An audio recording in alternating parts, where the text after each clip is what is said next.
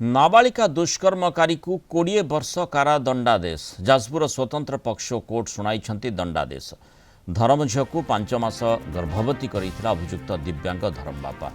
2025 मसीह धर्मशाला थाना अंचल अभियुक्त अर्जुन बेहरा जड़े नाबालिका धर्म झील कर साहाय्य करने ना घर को डाकी बारंबार दुष्कर्म करथिबा अभियोग होइतिला। नाबालिका 5 मासर गर्भवती हेबा परे परिवार लोके जानिबाकु पाइथिले। एने धर्मशाला थाना अभियोग होइतिला। मामलार शुणाणी करी जाजपुर स्वतंत्र पक्ष कोर्ट राय शुणाइछन्ति।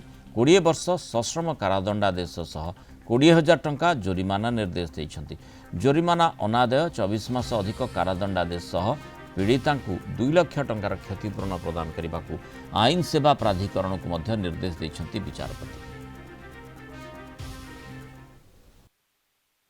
से केस रे 9 जन साक्षी जमानबंदी जना पड़ा जे सी प्रकृत रे ताकू रेप करछि एवं 5 मासर अंतःसूत्रा करथिला।